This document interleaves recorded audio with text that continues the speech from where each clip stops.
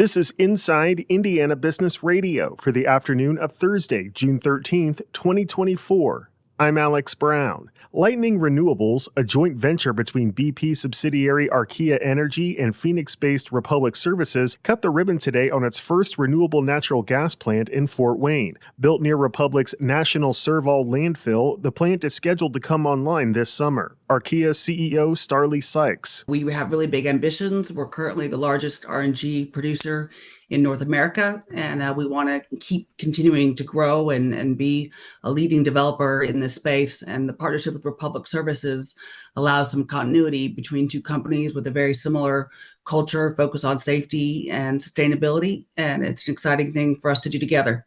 We, pull the gas out of the landfill because as trash decomposes or waste decomposes, it naturally emits methane gas and other gases. And so rather than those being burned or managed a different way, we pull those gases into our plant, and then we go through a process of cleaning up the gas. So upgrading and cleaning it up so that we've got quality methane gas to reinject into the pipeline. When operational, the plant will have the capacity to produce enough renewable natural gas to heat more than 25,000 homes annually. The famed Palace Theater in Gary, which has stood vacant for more than 50 years, could potentially be torn down. Our partners at the Times of Northwest Indiana report the Gary Redevelopment Commission has voted to enter into contract negotiations with a developer that aims to redevelop the property with potential plans for residential housing. Fox Sports said Thursday it has acquired the rights to broadcast IndyCar starting in 2025, a move that gives the network two of the biggest races in the world with the Indianapolis 500 and NASCAR's Daytona 500.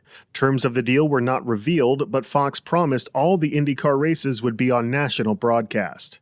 From the number one source for Indiana business news, this is Inside Indiana Business Radio. IBJ Media, Inside Indiana Business, and the Indiana Economic Development Corporation invite you to the Engage Indiana series, presented by CareSource, Indiana University, and Old National Bank. With an unrelenting focus on growing Indiana's economy, we'll dive into each region's unique challenges and distinct opportunities for growth. 9 regions, 1 goal. Indiana's bold future starts here. Discover more and register at ibj.com/engage. The Huntington County Commissioners on Wednesday passed a temporary ban on all new solar energy developments in the county. Our partners at WPTA-TV report the 5-3 vote means there will be no new solar projects for at least the next 7 months. The vote follows concerns voiced by residents about a proposed solar development that was put on pause in April. Resident Estana Clift, who supports solar development, welcomed the temporary ban. We're going to take a little pause for about 7 months, which is great. It gives us the opportunity to do some education, do some community engagement and talk to people and hopefully help alleviate some of these fears. Resident Bob Bolin, who opposes solar, was also happy about the vote. The community is coming out in big numbers. We've got petitions out with 5,000 signatures. It's very clear. It's very clear that the citizens of Huntington County, we don't want solar. Once the temporary ban expires, the commissioner said they will reevaluate and vote on whether solar developments can continue in the county.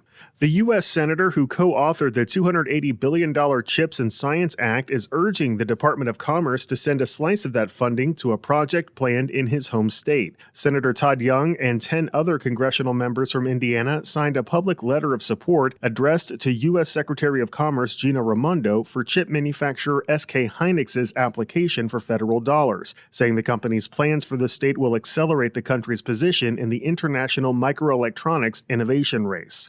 SK Hynix is planning to build a nearly $4 billion semiconductor packaging facility at the Purdue Research Park in West Lafayette, with a 430,000 square foot building and more than 1,000 jobs. Indianapolis continues to gear up to host the 2024 U.S. Olympic swim trials at Lucas Oil Stadium, the first time the event has been held at an NFL stadium, but officials already have their eyes set on the trials for the 2028 Summer Olympics in Los Angeles. Indiana Sports Corp President Patrick Talty spoke about that effort on Inside Indiana Business Television. We are watching that. We want to be a part of the Olympic movement going into LA 28. We think that Indy, it would make all the sense in the world for us to be a part of that movement. So we are definitely thinking ahead and thinking about how well we've done here. We should absolutely do it. Now, I think the one thing I would say is we need people to come out. We need people to experience this, and we need people to show swimming that Central Indiana cares about the Olympic movement, and filling this venue would go a long way with that. Talty credits downtown Indy's walkability, the state's Hoosier hospitality, and the city's collaboration as key reasons why Indianapolis continues to land big events like the swim trials. Former Pacers Sports and Entertainment CEO Rick Fuson is this week's guest on the Business and Beyond podcast with Gary Dick, presented by PNC, a weekly conversation with high-profile Hoosiers in business, sports and entertainment, and beyond. Available now from your favorite podcast provider. I'm Alex Brown for Inside Indiana Business Radio on Demand.